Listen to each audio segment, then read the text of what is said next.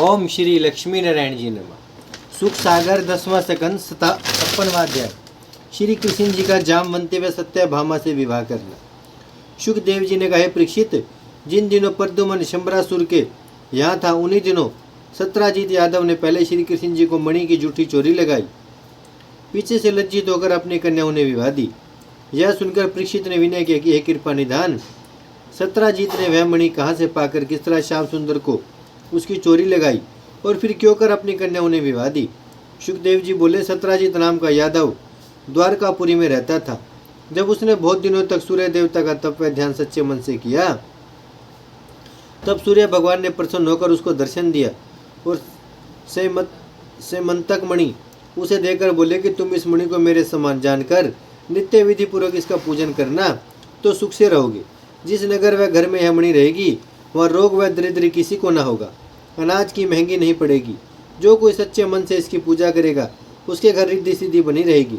ऐसा कहकर सूर्य देवता अंतर ध्यान हो गए और सत्राजीत वह मणि गले में डालकर अपने घर चला। ज्योतिषों से शुभ मुहूर्त पूछकर उस मणि को बहुत अच्छे जड़ाऊ सिंहासन पर रखा और अपने नियम व धर्म में रहकर विधि पूर्वक प्रतिदिन उसका पूजन करने लगा। उस मणि का प्रभाव यह था कि जो कोई शास्त्रानुसार उसकी पूजा किया करे उसे 20 मन सोना वह मणि नित्य देती थी। जब सत्राजीत यादव उस मणि के प्रताप से थोड़े दिनों में बहुत धनवान हो गया, तब द्रव्य के अभिमान से किसी को अपने बराबर नहीं समझने लगा। एक दिन वह अभिमान पूर्वक सेमंतक मणि अपने गले में पहनकर श्री कृष्ण जी की सभा में चला गया। जब यदुवंशियों ने जो वहां बैठे थे उस मणि का प्रकाश सूर्य के समान देखा, तब वे लोग उसे सूर्य समझकर बोले कि द्वारकानाथ, आपका प्रताप है। यह सुनकर सूर्य देवता तुम्हारे दर्शन के वास्ते आते हैं। यदुवंशियों का वचन सुनकर श्याम सुंदर ने कहा कि यह सूर्य देवता नहीं है। सत्राजीत यादव ने सूर्य भगवान का तप करके सेमंतक मणि उनसे पाई थी, वही मणि अपने गले में बांधे हुए चला आता है। जब सत्राजीत सभा में पहुंचकर जहाँ पर यादव लोग चौपड़ खेल रहे थे बैठा और केशव मूर्ति व यदुवंशी उस मणि की ओर देखने लगे, तब वह मन में कुछ समझकर तुरंत अपने घर चला गया। इसी तरह कभी कभी सत्राजीत वह मणि अपने गले में पहनकर वहां जाया करता था। एक दिन यदुवंशियों ने मुरली मनोहर से कहा कि महाराज, यह मणि सत्राजीत से लेकर राजा उग्रसेन को दे दीजिए, उसे शोभा नहीं देती। यह सुनकर किसी समय श्री कृष्ण जी ने सत्राजीत की परीक्षा लेने के लिए हंसते हंसते उससे कहा कि राजा लोग सब में श्रेष्ठ होते हैं, इसलिए जिसके पास जो अच्छा पदार्थ हो उसे वह वस्तु उन्हें भेंट देना चाहिए। ऐसी बात करने से लोक व परलोक दोनों बनते हैं। इसलिए तुम यह मणि राजा उग्रसेन को, जिन्हें हम भी अपना बड़ा जानते हैं, भेंट देकर संसार में यश प्राप्त करो। यह बात सुनते ही सत्राजीत यादव लालचवश उदास हो गया। इस बात का कुछ उत्तर न देकर चुप हो रहा और उन्हें दंडवत करके अपने घर चला आया। वृंदावन विहारी की इच्छा अनुसार उसी दिन से जितना गुण उस मणि में था वह जाता रहा। सत्राजीत ने घर जाकर अपने भाई प्रसेन से कहा कि श्याम सुंदर ने मुझे यह मणि राजा उग्रसेन को देने के लिए कहा था, सो मैंने नहीं दिया। यह वचन सुनते मूर्ख प्रसेन ने द्वारकानाथ अंतर्यामी पर क्रोध किया और वह मणि सत्राजीत से लेकर अपने गले में बांध लिया और घोड़े पर चढ़कर वन में अहिर खेलने चला गया। वह एक हिरण के पीछे घोड़ा जो दौड़ाया तो अपने साथ वालों से विलग होकर पहाड़ के एक कंदरा के पास जा पहुंचा। वहाँ एक शेर रहता था। शेर ने घोड़े की टाप सुनी तो वह बाहर निकलकर प्रसेन को घोड़े व हिरण समेत मार डाला। जब वह शेर प्रसेन के गले में मणि लेकर अपनी कंदरा में घुसने लगा, तब श्री रामचंद्र जी के भगत जामवंत भालू ने वहां पूछकर उस शेर को कंदरा के द्वार पर मार डाला और वह मणि ले ली। वाकी एक कन्या हती महासुंदरी रूप, ताको खेलन को दियो सो मणि महा अनूप। उस मणि के प्रकाश से जामवंत का स्थान जो अंधियारा कंदरा में था, आठों पहर दिन के समान उजाला रहने लगा। जब प्रसेन के साथ वालों ने आकर सत्राजीत से कहा कि तुम्हारे भाई ने वन में एक हिरण के पीछे घोड़ा दौड़ाया, तो फिर उसका पता बहुत ढूंढने पर भी नहीं मिला, इसलिए हम लोग लाचार होकर चले आए। यह बात सुनते ही सत्राजीत ने बड़ा सोच करके मन में संदेह किया कि श्याम सुंदर ने सेमंतक मणि राजा उग्रसेन को देने के लिए मुझसे कहा था, सो मैंने नहीं दिया, इसलिए उन्होंने मेरे भाई को वन में मारकर वह मणि ले लिया होगा। सत्राजीत इस बात का संदेह अपने मन में रखकर दिन रात उदास रहने लगा, पर श्री कृष्ण जी के भय से यह बात कह नहीं सकता था। एक दिन रात्रि को शैया पर सत्राजीत की स्त्री ने उसे उदास देखकर पूछा, कहा कंत मन सोचत भारी, मुझसे भेद बताओ सारी। यह बात सुनकर सत्राजीत ने कहा कि हे प्राण प्यारी, स्त्री के पेट में कोई बात नहीं पचती। वह अपने घर का सब हाल दूसरे से कह देती है, अपना भला बुरा नहीं समझती। इसलिए अपने मन का भेद जिस बात में खटकता हो, स्त्री से कहना ना चाहिए। यह वचन सुनते हुए झुंझला कर बोली कि मैंने कौन सी बात तुम्हारी सुनकर बाहर कह दी थी जो ऐसा कहते हो? क्या सब स्त्री एक तरह की होती है? जब तक तुम अपने मन का हाल मुझसे ना बतलाओगे तब तक मैं अंजल नहीं करूंगी। यह बात सुनकर सत्राजित ने लाचारी से कहा कि झूठ सच का हाल तो परमेश्वर जाने, पर मेरे मन में एक बात का संदेह है, सो तुझसे कहता हूँ, तू किसी के सामने इस बात की चर्चा मत कीजिए। जब उसने कहा कि बहुत अच्छा, किसी से नहीं कहूँगी, तब सत्राजीत बोला कि एक दिन श्याम सुंदर ने मुझसे सैमंतक मणि राजा उग्रसेन को देने के लिए कहा था, सो मैंने नहीं दिया। इसलिए मुझे ऐसा मालूम होता है कि उन्होंने प्रसेन को वन में मारकर वह मणि ले लिया होगा। दूसरे की समर्थ नहीं है जो मेरे भाई को मार सकता।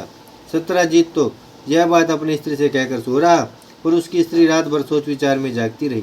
जब प्रात समय उठी तब उसने अपनी सखी व दासियों से कहा कि श्री कृष्ण जी ने प्रसेन को मारकर सैमंतिक मणि ले लिया है।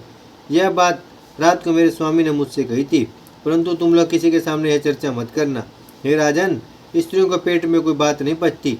जब यह चर्चा होते होते फैल गई तब श्याम सुंदर के महल में किसी स्त्री ने जाकर कहा कि ऐसी बात सत्राजीत की स्त्री कहती थी।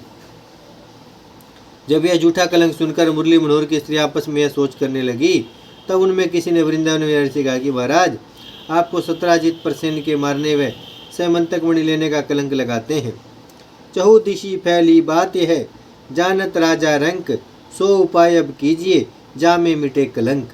श्याम सुंदर यह झूठा कलंक सुनकर पहले तो अपने मन में उदास हो गए, फिर कुछ सोच विचार कर राजा उग्रसेन के पास, जहाँ वसुदेव व बलराम जी आदि अनेक यदुवंशी बैठे थे, जाकर कहा कि महाराज, सब लोग यह झूठा कलंक लगाते हैं कि कृष्ण ने प्रसेन को वन में मारकर सैमंतक मणि ले लिया है। आप आज्ञा दीजिए तो मैं प्रसेन व उस मणि का पता लगाकर अपना कलंक छुड़ाऊं। जब उग्रसेन यह बात सुनकर कुछ नहीं बोले, तब श्याम सुंदर 10-15 यादववंशी व प्रसेन के सेवकों को जो अहिर खेलते समय उसके संग थे, अपने साथ लेकर उसे ढूंढने निकले। जहाँ प्रसेन ने हिरनी के पीछे घोड़ा दौड़ाया था, वहाँ घोड़े के पैर का चिन्ह देखते हुए चले। जहाँ प्रसेन व घोड़े की लोथ पड़ी थी, वहाँ जब पहुँचे तो शेर के पाँव का चिन्ह देखकर मालूम किया कि शेर ने उसको मार डाला, पर उस मणि का पता वहाँ नहीं मिला। इसलिए मोहन प्यारे यदुवंशियों समेत शेर के पैर का चिन्ह देखते हुए जब उस कंदरा के द्वार पर जहाँ जामवंत रहता था पहुँचे, तब वहाँ क्या देखा कि शेर मरा हुआ पड़ा है, पर मणि वहाँ भी दिखलाई नहीं दी। यह चंबा देखकर यदुवंशियों ने श्याम सुंदर से कहा कि महाराज, इस वन में ऐसा बलवान मनुष्य व पशु कहाँ से है जो शेर को मारकर मणि लेकर इस कंदरा में घुस गया? हम लोगों ने अपनी समर्थ्य पर ढूंढा, प्रसेन के मारने का अपयश इस शेर को लगा। अब तुम्हारा झूठा कलंक छूट गया, इसलिए लौट चलिए। यह सुनकर दैत्य सिंहार ने कहा कि चलो इस कंदरा में घुसकर देखें, शेर को मारकर मणि कौन ले गया है। यदुवंशी बोले कि महाराज, हमें इस अंधियारी कंदरा का मुख देखने से भय मालूम होता है, इसमें जाकर अपने प्राण क्यों देवें? आपसे भी विनय करते हैं कि इस भयानक गुफा में न जाकर द्वारका को चलिए। हम सब लोग वहाँ चलकर कहेंगे कि प्रसेन को शेर ने मारकर सैमंतिक मणि ले लिया, और उस शेर को नामालूम कौन मारकर वह मणि कंदरा के भीतर ले गया। यह हाल हम लोग अपनी आँख से देख आए हैं। इस बात के कहने से तुम्हारा कलंक छूट जाएगा। जब मारे डर के कोई उस गुफा में नहीं गया, तब श्याम सुंदर ने अपने साथियों से कहा कि मेरा चित्त सैमंतक मणि में लगा है, इसलिए मैं किसी का कुछ डर न रखकर अकेला इस कंदरा में जाता हूँ।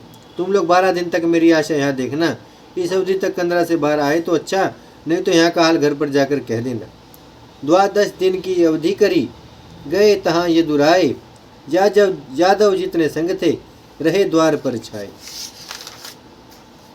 ओम श्री लक्ष्मी नारायण जी नमः। अध्याय बड़ा, बाकी का कल पढ़ेंगे। भजमन नारायण नारायण नारायण, श्रीमन नारायण नारायण नारायण, लक्ष्मी नारायण नारायण नारायण, सत्य नारायण नारायण नारायण, भजमन नारायण, श्रीमन नारायण, लक्ष्मी नारायण, सत्य नारायण, भजमन नारायण नारायण नारायण।